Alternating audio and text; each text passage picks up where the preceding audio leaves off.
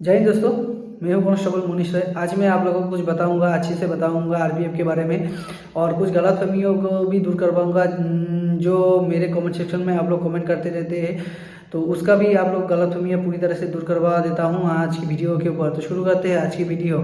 सबसे पहले आप लोगों को जो गलतफहमियां है वो है आप लोगों को आरपीएफ एप्लीकेशन भरने के लिए जो क्वालिफिकेशन है वो कितना परसेंटेज होना चाहिए क्वालिफिकेशन में। ऐसे आप लोग बहुत सारा कमेंट करते हैं कि 10 में कितना परसेंटेज होना चाहिए, 12 में कितना परसेंटेज होना चाहिए, ग्रेजुएशन में कितना परसेंटेज होना चाहिए। तो ये गलतफहमियां आप लोगों को दूर करवा देता हूँ। तो आप लोगों को बता देता हूँ कि आरपीएफ के लिए अगर आप कांस्टेबल या सब इंस्पेक्टर के लिए फॉर्म भर रहे हो तो आपके लिए किसी भी तरह का कोई भी परसेंटेज नहीं चाहिए। अगर आप आरपीएफ के कांस्टेबल के लिए एप्लीकेशन भर रहे हो तो आपको सिर्फ 10 पास होना है, ना कि किसी भी तरह का परसेंटेज की ज़रूरत नहीं है। अगर आप सब इंस्पेक्टर के लिए फॉर्म भर रहे हो तो आपको सिर्फ ग्रेजुएशन पास होना है, ना कि ग्रेजुएशन में किसी तरह कॉन्ट्रीब्यूशन नहीं, मतलब परसेंटेज नहीं चाहिए सब इंस्पेक्टर के लिए फॉर्म भरने के लिए। अभी आते हैं दूसरी बात आप लोग पूछते रहते हैं कट ऑफ के बारे में। तो कट ऑफ के बारे में जो आप लोग कमेंट करते हैं तो ऐसे बताना पॉसिबल नहीं है, क्योंकि अलग अलग हर जोन का अलग अलग कट ऑफ जाता है। आप किस जोन में पूछ रहे हो वो नहीं, मतलब वो कमेंट सेक्शन में नहीं आता है। आप लोग पूछते रहते हो कौन सी मतलब कितना कट ऑफ जाता है।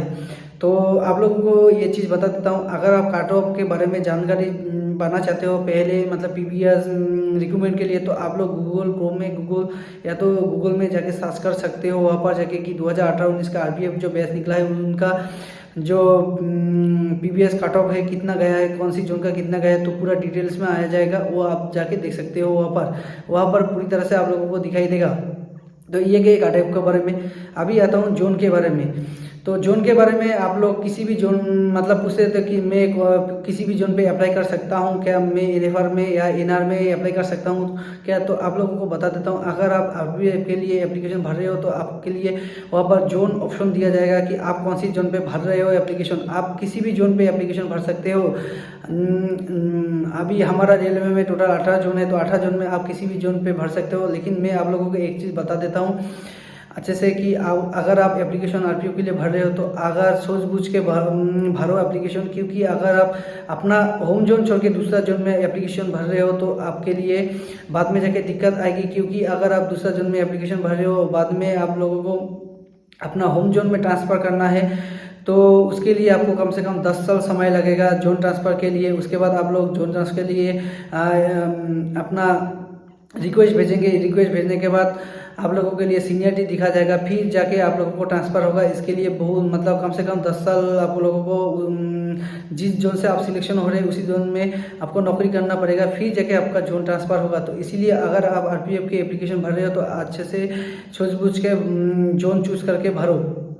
तीसरा आता हूँ लैंग्वेज, कि कौन सी लैंग्वेज में एग्ज़ाम दे सकते हो। आरपीएफ के लिए आप अपना होम लैंग्वेज में, जैसे आप लोगों का हिंदी हो गया, इंग्लिश हो गया, मराठी, बंगाली, आप अगर तमिल, तेलुगु, ये सब लैंग्वेज में एग्ज़ाम दे सकते हो।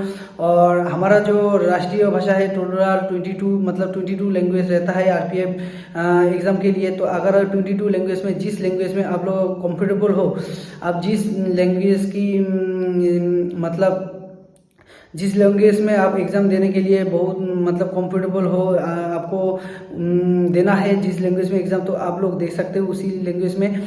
वो लैंग्वेज आप लोगों के एप्लीकेशन भरने के टाइम चूज़ नहीं करवाया जाएगा। जब आप एग्ज़ाम देने के लिए जाएंगे, कंप्यूटर सीबीटी एग्ज़ाम होता है, उसमें आप कंप्यूटर में ऑप्शन रहता है आप कौन सी एग्ज़ाम लैंग्वेज में एग्ज़ाम देना चाहते हैं, आप उसी लैंग्वेज में एग्ज़ाम दे सकते हैं। तो ये गया लैंग्वेज के बारे में। अभी आता हूँ एग्ज़ाम सेंटर।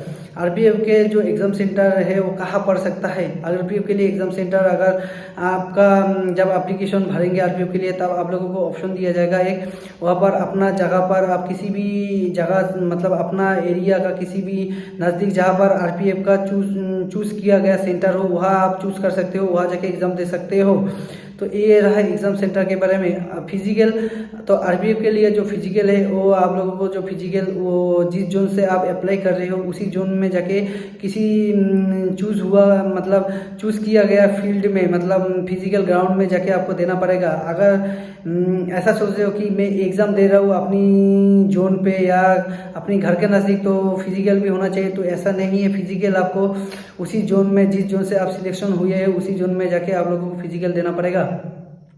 और मेडिकल का भी आप लोगों को बता देता हूँ, मेडिकल भी सेम है। मेडिकल भी है आप लोगों को उसी जोन पे जिस जोन से आप सिलेक्शन हो रहे हो उसी जोन की किसी रेलवे हॉस्पिटल में जाके आपका मेडिकल होगा, वहाँ जाके मेडिकल देना पड़ेगा। और मेडिकल के बारे में थोड़ा मैं बता देता हूँ। आप लोग बोलते हो मेरा हार्ट टूट गया, मेरा फ्लैट फुट है, मेरा नौकनी है, तो ये सब आरपीएफ मेडिकल के लिए नहीं होगा, क्योंकि आरपीएफ मेडिकल के लिए स्ट्रिक्ट बता दिया कि ये सब अलाउ नहीं करवाया जाएगा। अगर आपका फ्लैट फुट है, अगर आपका नौकनी है, तो ये आप ठीक कर सकते हो। मेरी सलाह है आप लोग जल्दी से जल्दी इसको ठीक कराओ। आरपीएफ मेडिकल के लिए आपको ये फिट नहीं करवाया जाएगा।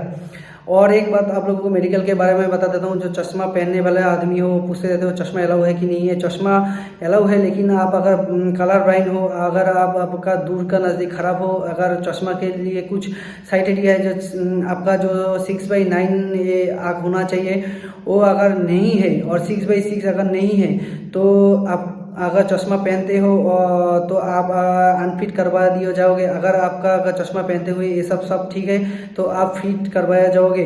तो ये रहा जो आप लोगों को कन्फ्यूजन है, ये सब मैंने दूर करवा दिया आज की वीडियो में। तो मिलते हैं आप लोगों के साथ नेक्स्ट वीडियो में। जय हिंद।